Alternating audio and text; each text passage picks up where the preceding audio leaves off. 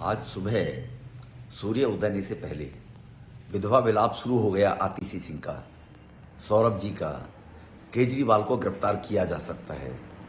कानून देश में गरीब के लिए अलग होंगे और वीआईपी लोगों के लिए अलग होंगे, ये कहना है इन दोनों लोगों का। अगर कहीं कोई जेब काटता हुआ पकड़ा जाए, उसका साथी भाग जाए, तो क्या पुलिस उस जेब तराश के घर, जेब काटने वाले के घर नोटिस भेजेगी या सवाल बनाकर भेजेगी कि चोर यहां पर भेज दे? तो चोर को तो पुलिस 1 मिनट में गिरफ्तार कर लेती है।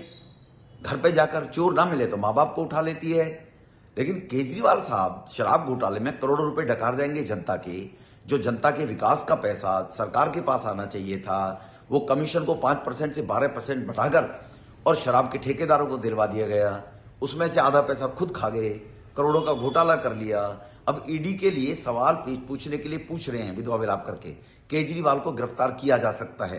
अगर पुलिस किसी के घर बार बार जा रही है, बुला रही है, नहीं आ रहे हैं, तो उसको गिरफ्तार नहीं किया जाना चाहिए क्या? ये अब मैं पत्रकार भाइयों से भी पूछना चाहता हूं और दिल्ली वालों से भी पूछना चाहता हूं, वो भी इस बात के ट्वीट करके बताएं कि क्या कानून गरीब के लिए अलग और मुख्यमंत्रियों के लिए, वीआईपी लोगों के लिए अलग? ईडी के तीसरे सम्मन के बाद भी अरविंद केजरीवाल पेश नहीं हुए। अब इन्हें कट्टर बेईमान केजरीवाल कहें, भगोड़ा केजरीवाल कहें, डरपोक केजरीवाल कहें या कानून का असम्मान करने वाले, संविधान पर विश्वास न करने वाला केजरीवाल कहें, किस बात का डर है? अगर आप पाक साफ हैं तो फेस करने में क्यों डरते हैं? अनेक राजनेताओं का उदाहरण है, उन्होंने फेस किया है, कुछ पाक साफ निकले हैं और जो बेईमान थे वो जेल के अंदर गए हैं।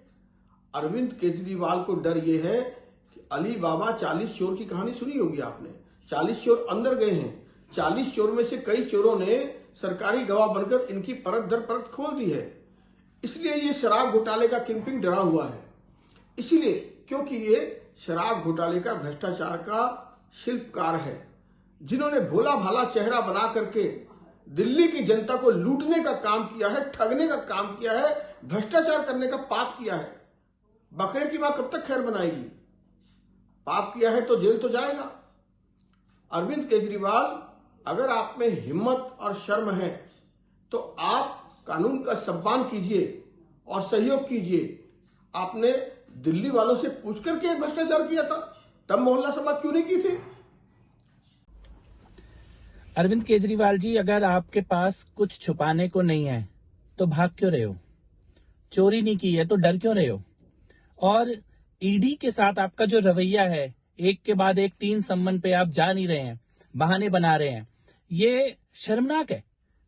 किसी मुख्यमंत्री को ये शोभा नहीं देता। और आप तो ईमानदारी की बातें करते थे। आज आपका व्यवहार ये बता रहा है कि आप रंगे हाथों पकड़े जा चुके हो। आपके जो साथी जेल गए, उनमें से किसी को जमानत नहीं मिल रही है। और अब आप एक चोरों जैसा रवैया, एक ऐसा व्यवहार अपराधी करते हैं, पेशेवर अपराधी करते हैं ऐसा व्यवहार। एजेंसी के सामने जाने से बचना, बहाने बनाना, भागना। और इसके बाद ये जो विक्टिम कार्ड आम आदमी पार्टी खेल रही है, इस विक्टिम कार्ड की गुंजाइश कहां बची है? विजय नायर को जमानत नहीं मिली, सिसोदिया को जमानत नहीं मिली, संजय सिंह को जमानत नहीं मिली, तो अब कौन सा विक्टिम कार्ड और कैसी ईमानदारी? ये सारे निर्णय तो देश की अदालतें कर रही हैं।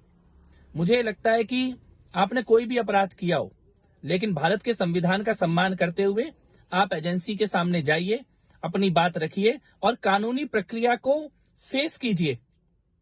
इस प्रकार का रवैया दिल्ली के मुख्यमंत्री को शोभा नहीं देता है। ये पेशेवर अपराधियों वाला रवैया है।